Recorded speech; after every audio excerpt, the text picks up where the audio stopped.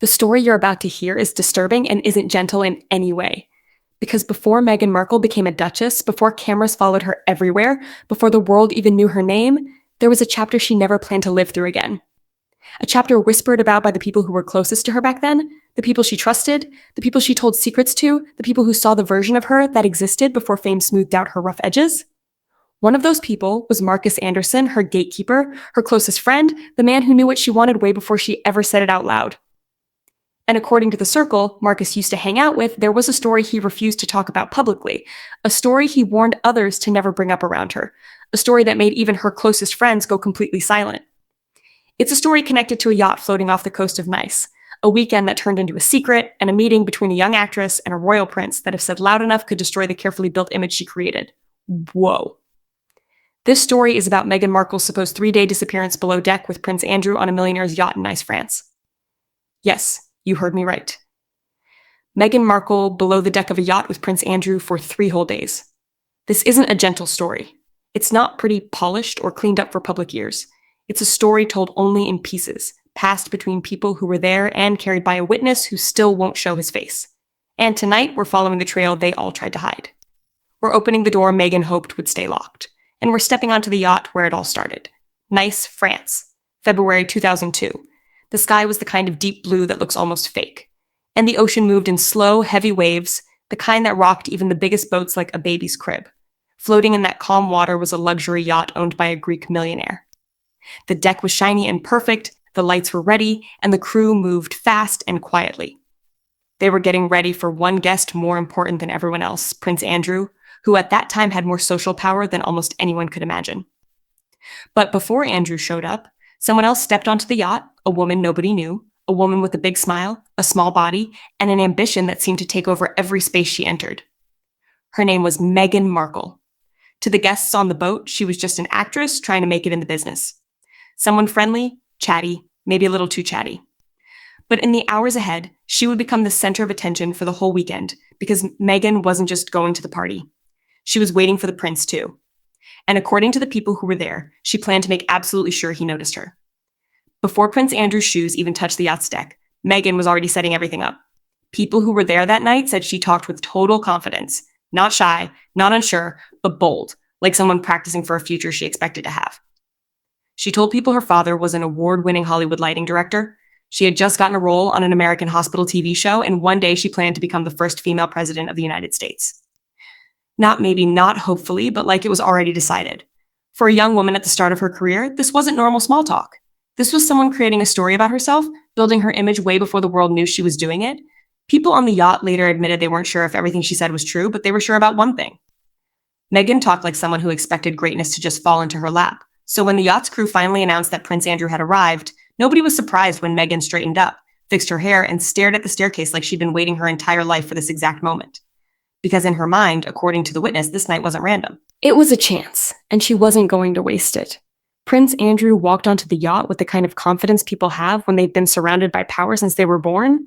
He shook hands, smiled, made small comments about the weather and the waves. But according to those who watched carefully, his attention changed almost right away when he saw Meghan. And Meghan saw him. What happened next didn't take hours. It didn't take a whole night. It took less than 30 minutes. Witnesses say that by the time drinks were being poured and the music settled into its evening rhythm, Meghan was already sitting on Prince Andrew's lap, wearing a tiny white bikini, leaning in close, whispering into his ear like they had known each other for years. People on the yacht looked at each other, surprised but not confused. Because even in that short amount of time, Meghan had made it crystal clear. She wasn't there to just float on the ocean.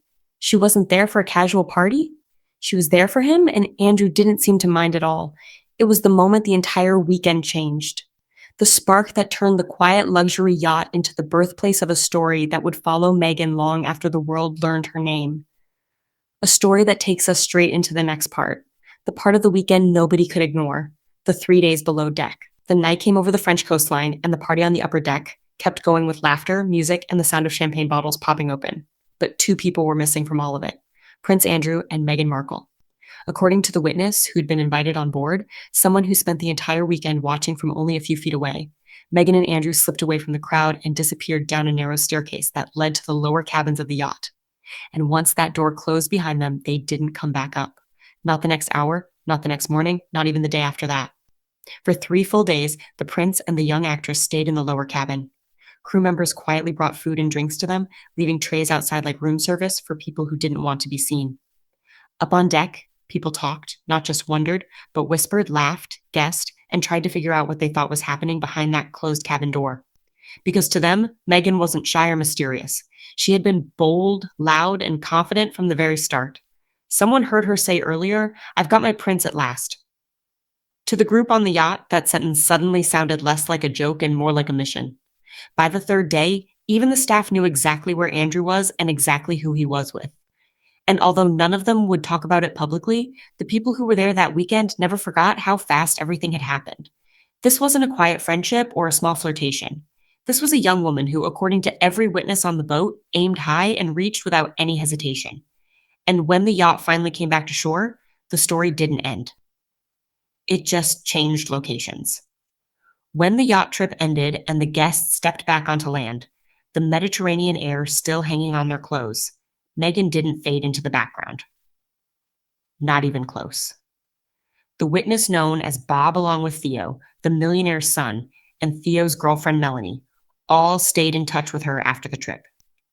And through those conversations, a quiet picture started to form. According to what they were told, Meghan and Prince Andrew didn't just walk away from each other after those 3 days. They supposedly kept in contact. Phone calls, friendly messages, hints of something that hadn't ended, but had just moved to another city. Andrew at the time was working as a kind of representative traveling across Europe and handling international duties. But even with his busy schedule, the source claims that the communication between him and Meghan continued. For Meghan, it wasn't just a memory, it was a connection, one that she seemed determined to hold on to. She wasn't bragging anymore. She wasn't talking about acting roles or dreams or politics. She was focused. Because from the conversations that would happen afterward, one thing became clear. Meghan did not think those 3 days were the end of anything. She believed they were the beginning. And for a short moment, it looked like she might be right. Until Prince Andrew went back to London and everything changed. When Prince Andrew landed back in London, the energy around the whole situation shifted. One chapter was closing and another was about to slam shut hard. The source claims that Meghan found his new office number, not his personal cell phone, but the official line the palace used for his work. She supposedly started calling expecting to reach him or have him call back, but according to the witness's story, Andrew didn't answer. He didn't return the calls. And soon, he supposedly told his staff not to put her through at all. For Meghan, this wasn't just silence. This was rejection from the exact person she believed had opened a door for her. The calls kept coming. The office kept blocking. Andrew's phone, according to Bob's story, was always turned off. The connection she believed she had built, the one she thought would continue, was gone. Just like that. To Andrew, she had supposedly been a moment, a weekend, a temporary spark that burned out the second he returned to his royal world.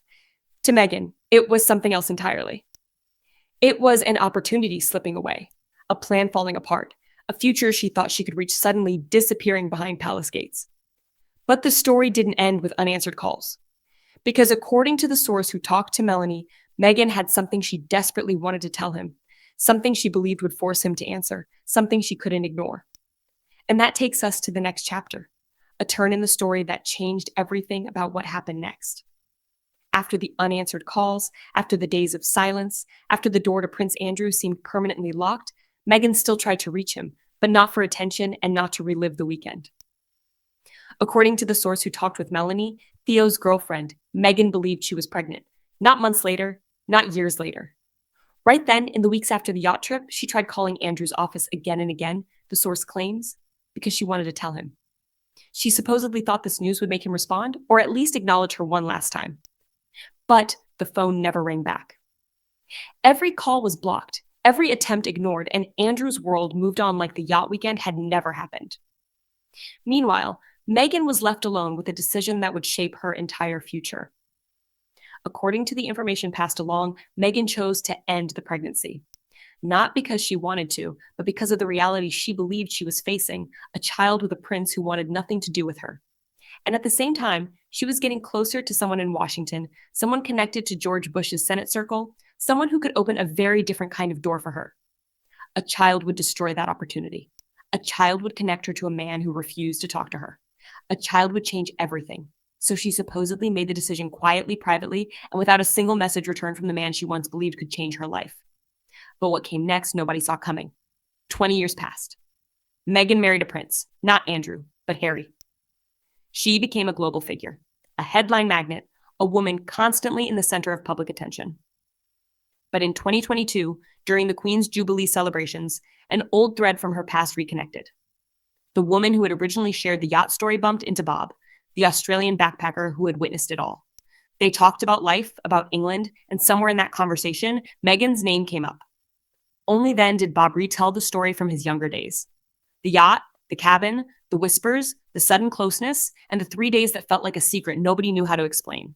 The witness was older now, settled down, married to a Catholic wife who had no idea about his past adventures. And with a baby on the way, the last thing he wanted was international attention. But the story itself, he didn't hide it. He didn't deny it. He just asked one thing: don't use my name. A reporter from the Mail on Sunday was ready to publish the story, offering $10,000 for his identity and photo. But Bob refused. Not once, but twice. He allowed the story to be told as long as he stayed invisible. And so the tale remained tucked between private conversations, unprinted, unconfirmed, but never forgotten by the people who had lived through it. But stories like this rarely stay buried. They sit quietly at the bottom of history like an anchor, waiting for someone to pull the rope. And that rope brings us to the final chapter, a conclusion that ties the past to the present in a way that leaves one question echoing. How different could Meghan's life have been if Prince Andrew had answered the phone? Claudic and mistakes. Please double check responses.